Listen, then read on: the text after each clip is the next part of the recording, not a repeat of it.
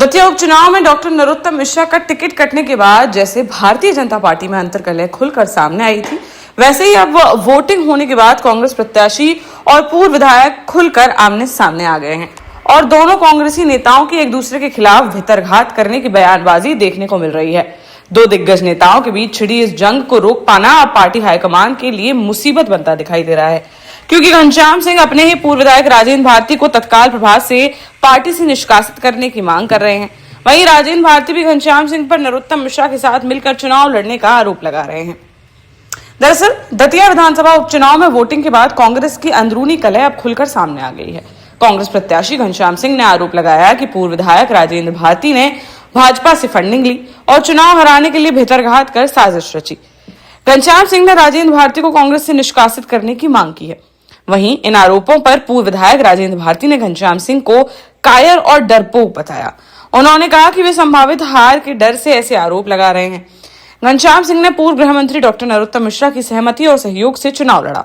चुनाव की fund management में भी भाजपा से जुड़े लोगों की भूमिका रही।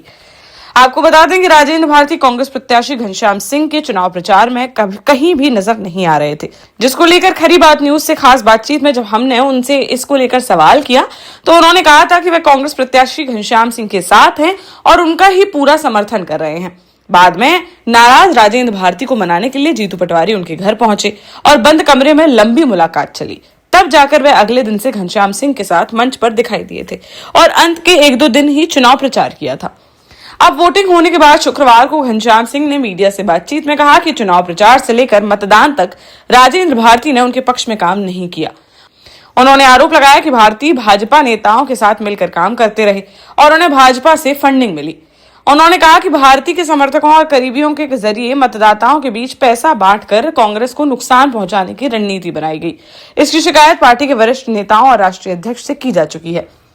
घनश्याम सिंह ने कहा कि राजेंद्र भारती ने ऐसी राजनीतिक पिच तैयार की जो बेईमानी और भ्रष्टाचार पर आधारित थी।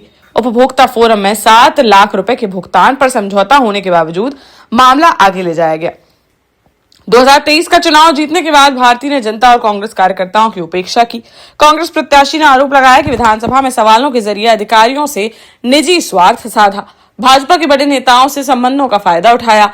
भारती ने कभी मुख्यमंत्री मोहन यादव, नरेंद्र सिंह तोमर, ज्योतिरादित्य सिंधिया या कैलाश विजयवर्गीय की सार्वजनिक आलोचना नहीं की। 29 जुलाई को राजेंद्र भारती ने कांग्रेस के खिलाफ खुला विद्रोह किया। उन्होंने करीब 1000 कार्यकर्ताओं की बैठक लेकर भाषण दिया। इसकी शिकायत उसी दिन कांग्रेस के राष्ट्रीय और प्रदेश नेतृत्व से कर दी गई थी। इधर पूर्व विधायक राजेंद्र भारती ने इन आरोपों को खारिज करते हुए कहा कि जो लोग खुद कांच के महलों में रहते हैं, उन्हें दूसरों के घरों पर पत्थर फेंकने की आदत छोड़ देनी चाहिए। घनश्याम सिंह अपनी संभावित हार के डर को छिपाने के लिए मनगढ़ंत आरोप लगा रहे हैं। वे वर्षों से जनता के बीच रहकर राजनीति करते आए हैं। दतिया की जनता जानती है कि किसने किसके लिए संघर्ष किया है। भारती ने आरोप लगाया कि घनश्याम सिंह ने पूर्व गृह मंत्री डॉक्टर नरोत्तम मिश्रा की सहमति पर चुनाव लड़ा। चुनाव की व्यवस्थाओं और फंड मैनेजमेंट में भी नरोत्तम से जुड़े लोगों की भूमिका रही। घनश्याम सिंह नरोत्तम मिश्रा के खिलाफ सीधे चुनाव लड़ने को तैयार नहीं थे। राजेंद्र भारती ने दोनों नेताओं के बीच हुई कथित बातचीत का भी जिक्र किया। उनका दावा है कि चुनाव के दौरान घनश्याम सिंह ने उन्हें प्रस्ताव दिया था कि वे इस बार दतिया से चुनाव लड़ रहे हैं। 2028 का विधानसभा चुनाव सेवड़ा से लड़ेंगे, जिससे दतिया में भारती के लिए रास्ता खुला रहे। भारती ने कहा कि उन्होंने इस प्रस्ताव को स्वीकार नहीं किया और अंत में राजेंद्र भारती ने कहा कि जिन भाजपा नेताओं के खिलाफ कांग्रेस कार्यकर्ताओं ने वर्षों तक संघर्ष किया, चुनाव के दौरान घनश्याम सिंह उन्हीं भाजपा नेताओं की तारीफ करते नजर आए। अब वे वही राजनीतिक भाषा बोल रहे हैं जो भाजपा नेताओं को स्वीकार्य है। फिलहाल देखना होगा कि कांग्रेस प्रत्याशी घनश्याम सिंह और पूर्व विधायक राजेंद्र भारती के बीच छिड़ी यह जंग किस मोड़ पर जाकर विराम लेती है और भोपाल से लेकर दिल्ली तक कांग्रेस में मची इस खलबली पर पार्टी हाईकमान क्या निर्णय लेता नजर आता है। देश का जाना माना सैनफिन ग्रुप आपके लिए फिर लाया है झांसी में वास्तु के हिसाब से फ्लोर प्लान सहित एक शानदार टाउनशिप, जिसमें सुरक्षा की दृष्टि से सीसीटीवी, एक ही ग्रैंड गेट से एंट्री और एग्जिट, चौड़ी सड़कें, parking, car wash area, senior citizen and international fountain parks, swimming pool, gym, badminton, tennis आदि courts, school, hospital, shopping mart आदि कई सुविधाएं। इसीलिए तो हम झांसी में लोगों की पहली पसंद।